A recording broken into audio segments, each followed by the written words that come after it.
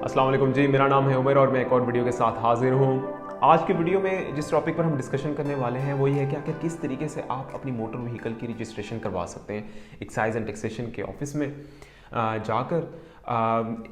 अगर आपको registration amount calculate करनी है, इसके ऊपर मैं ऑलरेडी एक वीडियो बना चुका हूँ, उसका लिंक डिस्क्रिप्शन में दे दूँगा। वो आप वहाँ पे जो मेथड मैंने बताया है वो मेथड यूज़ करते हुए आप अपनी गाड़ी की रजिस्ट्रेशन की अमाउंट कैलकुलेट कर सकते हैं। वो करने के बाद फिर आप इस वीडियो पे आप ये चेक कर सकते हैं कि किस तरीके से या क्या प्रोसीजर है, कौन से डॉक्यूमेंट्स चाहिए होते हैं और उन डॉक्यूमेंट्स को किस तरीके से फिल आउट किया जाता है, और फिर आप एक्साइज के दफ्तर में जाके अपने डॉक्यूमेंट्स को जमा करवा सकते हैं और इस तरीके से आपकी गाड़ी की रजिस्ट्रेशन मुकम्मल हो जाएगी।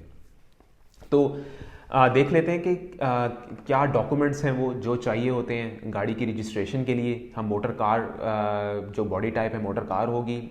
मैं जो मिसाल लेकर चलूँगा वो है फा V2 गाड़ी, जिसकी इनवॉइस 15,74,000 थी और उस निकली जिस तारीख को थी वो 31 अगस्त 2020 को थी। तो देख लेते हैं कि इस जैसे कि आप मेरी स्क्रीन पे देख रहे होंगे कि आपको एक तो फॉर्म F चाहिए। जो डॉक्यूमेंट्स की लिस्ट में सबसे पहले फॉर्म F है, वो किस तरीके से फिल होगा वो आगे चल के मैं आपको दिखाऊंगा कि किस तरीके से फिल होता है। एक तो CNIC ऑफ द ऑनर चाहिए, जिसके नाम से ये गाड़ी की इनवॉइस, सेल्स इनवॉइस निकली हुई है, वो उसी के नाम अगर आपने रजिस्ट्रेशन करानी है तो उनका CNIC भी हो गया। फिर ओरिजिनल सेल्स सर्टिफिकेट और original sales invoice of the vehicle, ये आपको जहाँ से अपनी गाड़ी परचेज की वो डीलरशिप में आपको वो डॉक्यूमेंट्स दिए होंगे। उसके बाद पेमेंट ऑफ रजिस्ट्रेशन फ़ी किस तरीके से कैलकुलेट होती है उस पर मैंने ऑलरेडी वीडियो बना चुका हूँ। उसका लिंक जैसे कि मैंने पहले कहा डिस्क्रिप्शन में है, आप वो देख सकते हैं और आप अपनी गाड़ी की कैलकुलेशन कर सकते हैं रजिस्ट्रेशन फ़ी की। उस वीडियो में मैंने V2 की रजिस्ट्रेशन की कैलकुलेशन की हुई है, तो जो लोगों के पास V2 है वो जाके देखें और उनके लिए बड़े इजीली वो आराम से अपनी गाड़ी की कैलकुलेशन कर सकते हैं रजिस्ट्रेशन फ़ी की। और इस वीडियो में मैं V2 को ही आगे लेकर चल रहा हूँ एज एन एग्जांपल। आप अपने लिहाज से जो भी मैं पैरामीटर्स बताऊँगा आप अपने हिसाब से उसको एंटर करते जाइएगा।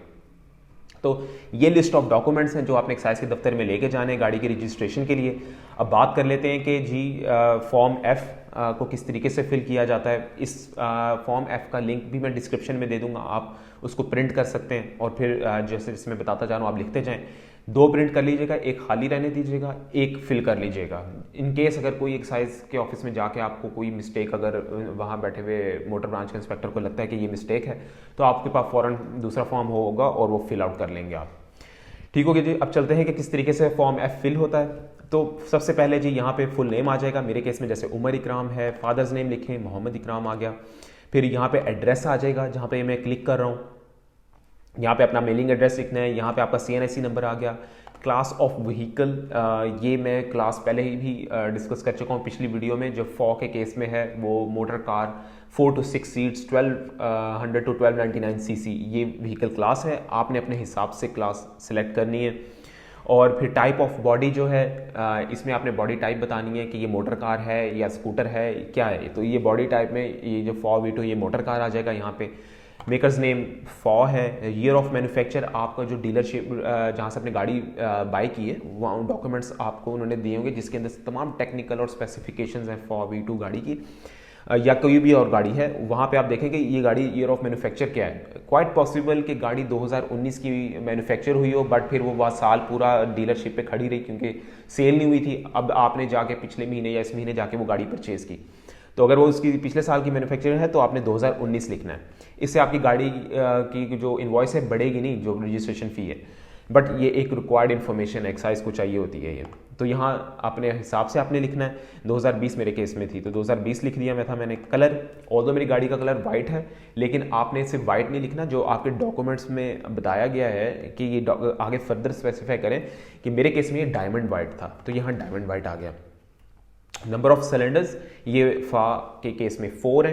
आपने अपने जो स्पेसिफिक डॉक्यूमेंट दोबारा इंसिस्ट कर रहा हूँ, आपने हर चीज़ वहाँ से देख के लिखनी है। ये फॉ के केस में ये नंबर ऑफ सिलेंडर्स 4 हैं। Makers classification if not wheel base, मैंने व्हील बेस लिखी थी। जो फॉ है उसकी व्हील बेस 2450 mm है, तो यहाँ पे ये आ गया। चेसिस नंबर लिखें, इंजन नंबर लिखें। हॉर्स पावर V2 की 1298 cc है, आप अपने हिसाब से एंटर करनी है। टाइप ऑफ फ्यूल पेट्रोल है।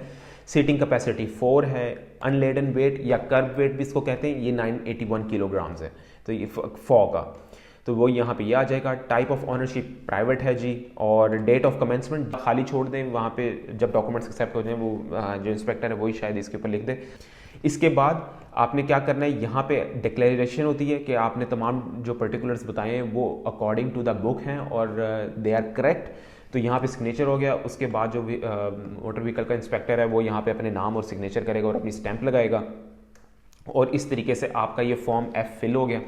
ये इंतहाई आसान, आप खुद कर सकते हैं ये, और ये अपने ये तमाम डॉक्यूमेंट खुद ही ले जाएं आप। तो इस तरीके से आपका जो है जो रजिस्ट्रेशन की फ़ाइल है वो सबमिट हो जाएगी। यही अगर आप किसी की हेल्प लेने, मोस्टली लोग हेल्प क्या होती है इसमें, सिर्फ फॉर्म F फिल करना होता है, बाकी तो ऑलरेडी आपके पास चीज़ें हैं ये, और ये इंतहाई आसान है फिल करना। तो इंस्टेड कि अगर आप किसी और से हेल्प लेंगे, डेफिनेटली वो आपको अगर सर्विसेज दे रहा है तो वो उसको आपको चार्जेस भी पे करने पड़ेंगे। वो कोई NGO तो बैठा बंदा जो ऑफिस के बाहर बैठा वो चला नहीं रहा कि वो आपको मुफ्त में आपकी तमाम सर्विसेज आपको प्रोवाइड करे।